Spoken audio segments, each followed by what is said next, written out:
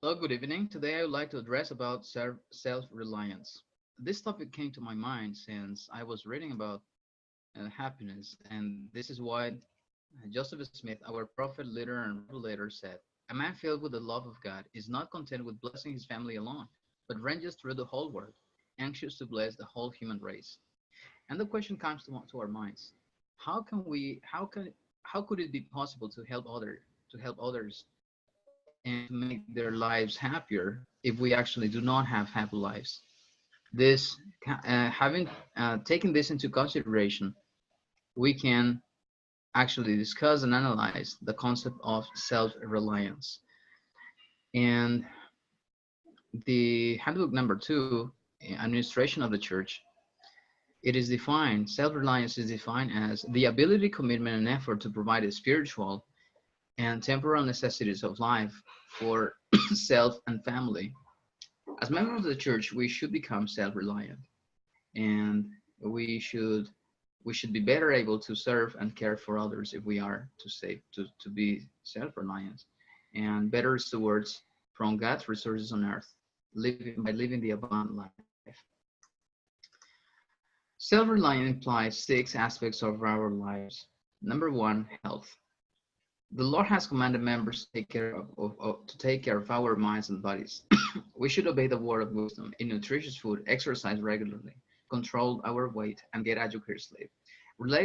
Regarding this topic, when I was on mission serving my mission to Argentina, Elder Sivich from the first quarter of the 70s, and he is still a current member of that quorum. He said that in a survey performed in the United States, Salt Lake City, Utah, the missionaries have been asked have now one question about success and what topics or what aspects of the lives related to success. Number 1, they said obedience. Number 2, they said spiritual strength. And number 2, and surprisingly, most missionaries they coincided in the word health. How is it possible that a missionary is strong, and how is he required to do many physical activities if he is not healthy? So this point makes us think about how being healthy is very important to both perform a spiritual service and temporal ones. Number 2, and the second point, is education. Education provides understanding and skills that can help people develop self-reliance. As church members, we should study both the scriptures and good books, as it is stated in Doctrine and Covenants. We should improve our ability to read, write, and do basic mathematics.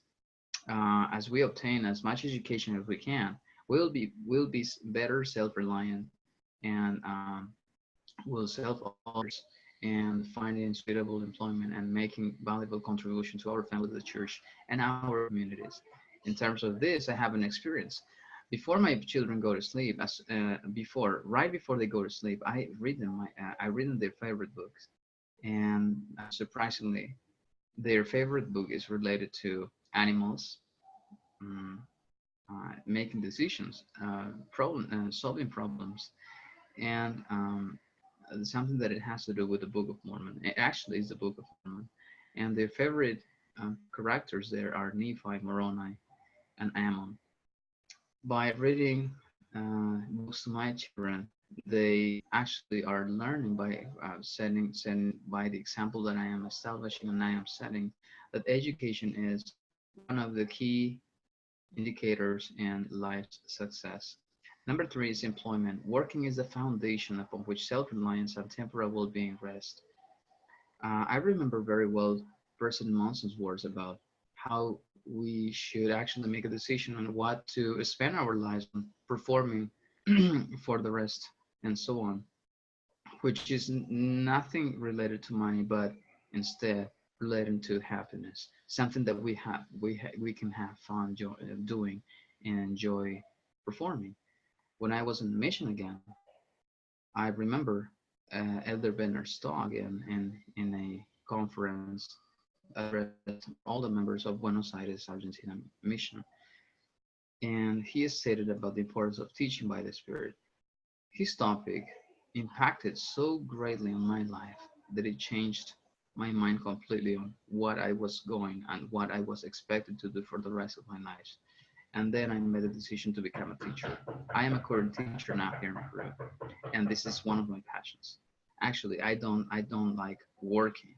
I like just having fun with my class. They recognize that, and we both have fun doing it. Home storage, this is the fourth point in self-reliance. To help care for ourselves and our families, we should build a 3-month supply of food that is part of our normal diet.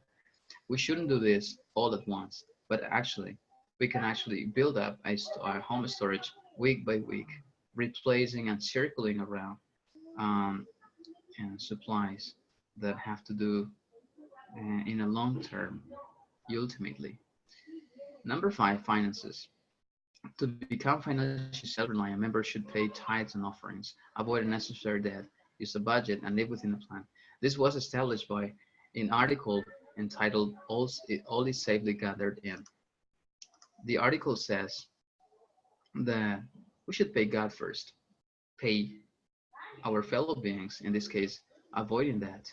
And if we are to obtain a debt, it should be only by means of obtaining education, um, uh, other vital needs, and mm, I'm buying a modest home, a modest house. So saving money to purchase what we actually need is much better. Using a budget in order to keep track of our expenses, in order to control money and not letting money control our lives. Building a reserve, saving up, having saves in order to be used in emergencies only. And if we save little money regularly, we'll be surprised on how much money accumulates over time. And finally, teaching family members. I teach my children on family home evenings, and when the occasion requires it, how money and how saving money is very important. In this case, my children are saving some money to go on a mission. It doesn't matter how young they are, but they are understanding the concept of saving up money. And finally, um, and number 6 is spiritual strength. If we are spiritually strong, then we can actually trust that all the aspects and all the points we have discussed before are going to fit in the right position at the right time and the right moment. If we are spiritually strong, we can really rely our decisions and our lives on the voice of the Spirit.